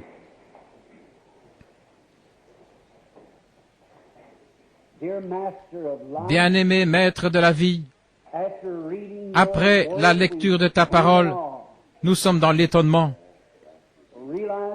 en réalisant qu'un jour, cette lecture de ce soir, nous l'entendrons sur des bandes magnétiques, pourrait-on dire, au jour du jugement. Qu'allons-nous faire à ce sujet? Voyant que nous vivons dans ce dernier âge, il y a des ténèbres partout. Quel temps! Nous voyons la venue du Seigneur, des signes apparaître, des tsunamis, les cœurs des hommes qui défaillent de peur, un temps de perplexité, la détresse parmi les nations. Beaucoup disent, oh, j'ai entendu cela pendant des années, mais les Écritures ne nous disent-elles pas qu'on dira, les temps n'ont pas changé depuis que nos pères se sont endormis, sans savoir que nous sommes juste au bord. Il pourrait venir avant, demain matin. Et Père, nous ne savons quel jour, à quelle heure, ce petit fil de la vie sur lequel nous marchons se brisera sous nos pieds. Nos pauvres âmes sont suspendues là dans la balance, sur la parole de Dieu, et notre attitude sur ce que nous avons entendu et lu. Il nous incombe, Seigneur, de nous arrêter et de nous examiner. Et pendant que les hommes et les femmes, garçons et filles se tiennent ici dans cette petite audience ce soir, avec leur bon sens, puissent-ils penser profondément maintenant même. Et s'ils ne sont pas encore nés de nouveau, puissent-ils prendre la décision dans leur cœur maintenant même. Je ne mangerai point ni ne boirai jusqu'à ce que tu me remplisses de cette même manne dont tu les as remplis le jour de la Pentecôte, jusqu'à ce que le monde soit mort et que tout devienne secondaire après toi, mon Seigneur, et l'amour pour tout le reste s'évanouira.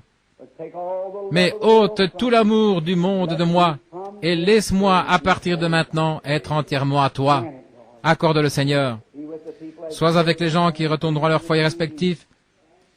Souviens-toi des nécessiteux, ô Dieu, les pauvres dans notre pays, les pauvres en l'esprit, ceux qui ont faim. Ô Dieu, suscite des prédicateurs partout. Remplis du Saint-Esprit, envoie-les prêcher, Seigneur, comme des tisons dans le feu. Nous ne savons pas à quelle heure. Faisons que passer une seule fois sur ce chemin. Nous sommes seulement une seule fois des mortels et nous sommes reconnaissants à Dieu pour cela. Mais dans la vie future, nous ne prêcherons plus l'Évangile dans la vie qui est à venir, mais nous nous réjouirons de l'Évangile avec ceux des autres âges qui l'ont accepté, avec le capitaine en chef, notre Seigneur Jésus, qui est entièrement digne, que toute la gloire lui revienne au siècle des siècles. Que Dieu vous bénisse. Tournez-vous et serrez la main les uns les autres pendant que nous chantons « Béni soit le lien qui nous unit ».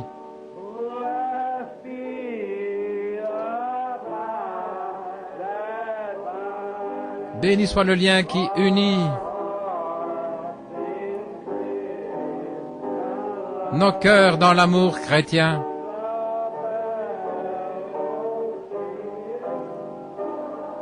La communion de nos esprits est comme celle d'en haut, devant le trône de notre Père.